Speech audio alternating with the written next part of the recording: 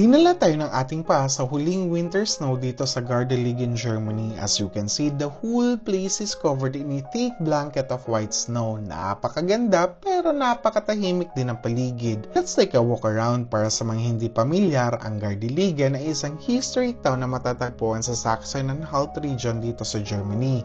Did you know that this town is often called the Pearl of the Altmark? Mayroon itong rich history na higit 800 taon na. Habang naglalakad tayo, nakikita ninyo ang mga old buildings at mga kalsada ay nababalutan ng yelo. Even though it is freezing outside, the view makes you appreciate the quiet history of this place. Kapag winter, it feels like you are walking through a living museum. Pansinin ninyo kung gaano katahimik ang paligid natin ngayon. Hindi lang ito dahil sa walang masyadong tao sa labas. Let me share a quick science trivia.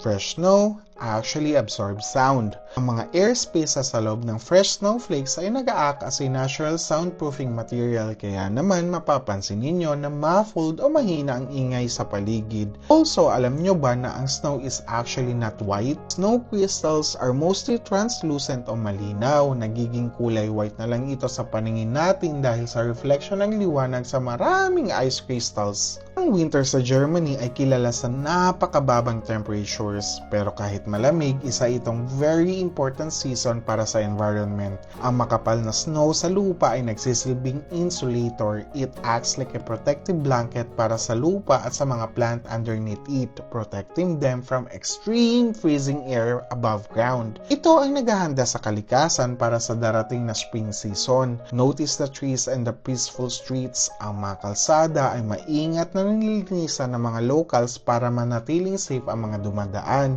It is simply relaxing just to watch the surroundings and experience the cold, fresh air. I hope you enjoyed this short walk and learned something new today about Gardelegen. Maraming salamat sa panonood. Stay warm, everyone. Well, that's it for today's vlog. A simple like is appreciated. Gracias!